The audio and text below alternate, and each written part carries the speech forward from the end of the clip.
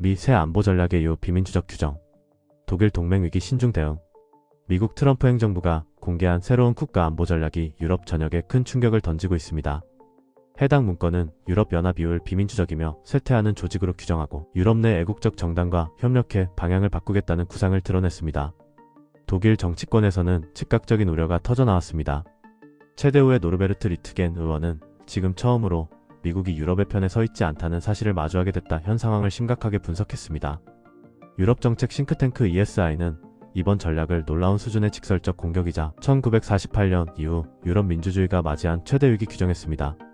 문서의 이후 비판이 공식 명시된 것은 새로운 수준의 공격으로 평가되며 유럽의 반이후 정당 부상, 러시아의 압박, 미국의 정책 방향이라는 세 가지 위협이 동시에 나타났다는 분석입니다. 독일 정부는 공개적 충돌은 피하면서도 단호한 입장을 고수하고 있습니다.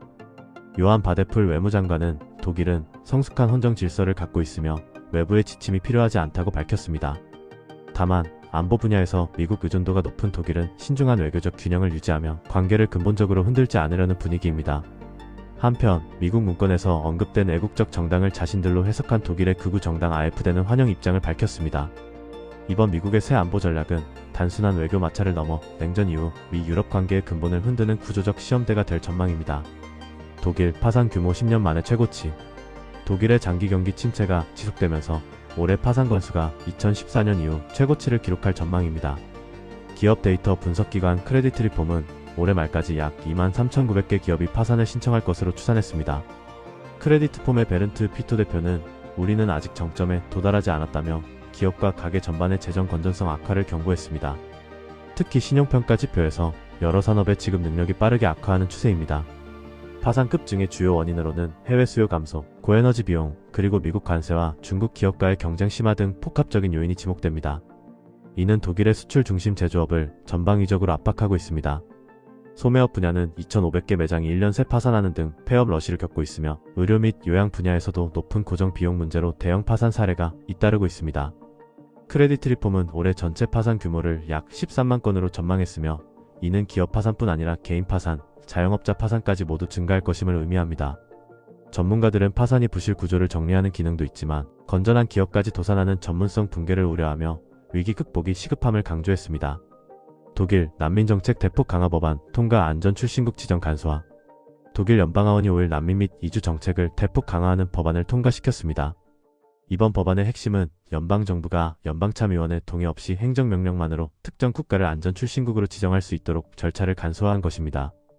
이에 따라 해당 국가 출신 난민 신청 거부와 강제 송환이 신속하게 이루어질 전망입니다. 정부는 이로써 보호 사유가 없는 난민 신청자의 독일 체류를 최소화하고 행정 효율성을 높일 계획입니다. 안전 출신국 출신 신청은 명백히 근거 없음으로 분류될 가능성이 높습니다. 또한 추방위기 대상자에 대한 국가 지원 변호사 비용 지원이 제한되고 허위 기재나 서류 위조로 시민권을 신청한 경우 10년간 신청이 금지됩니다. 집권 연합 체데우, 체에스우, SPD는 찬성했으나 녹색당과 좌파당은 인권 침해 우려와 헌법 위반 가능성을 지적하며 강력히 반대했습니다. 이번 조치는 공동 유럽 난민제도 개혁과 연계되어 독일의 난민 정책이 더욱 엄격하게 운영될 것임을 시사합니다. 독일 영화 산업 5년간 155억 유로 투자 기대. 독일 영화 산업이 향후 5년간 약 155억 유로에 달하는 대규모 투자 유입을 기대하게 됐습니다. 넷플릭스, 아마존, 디즈니 등 주요 글로벌 스트리밍 기업과 독일 공영민영 방송사들이 자발적 투자 약속을 통해 독일을 영화 제작 거점으로 육성하겠다는 의사를 정부에 밝혔기 때문입니다. 문화부 장관은 최근 스트리밍 기업 대표들과의 회담을 통해 이 같은 협약을 이끌어냈으며 정부 관계자는 앞으로 몇 년간 독일 영화 산업에 큰 자금이 유입될 전망이라고 환영했습니다. 이번 투자 약속은 법적 구속력이 없는 자발적 성격으로 정부는 빠른 실행과 비관료적 접근이 가능해 장점이라고 평가했습니다. 또한 미국과의 무역 문제에서 유연성을 확보할 수 있을 것으로 기대하고 있습니다.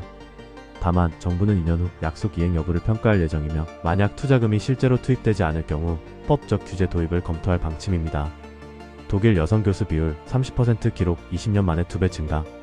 독일 대학의 여성 교수 비율이 꾸준히 상승해 2024년 말 기준 전체 정규 교수 52,100명 중 30%를 차지한 것으로 나타났습니다.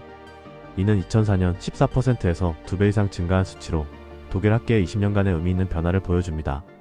연방통계청 자료에 따르면 2014년 22%였던 여성 교수 비율이 지속적으로 늘어난 것은 여성학자들의 진출 확대가 반영된 결과입니다.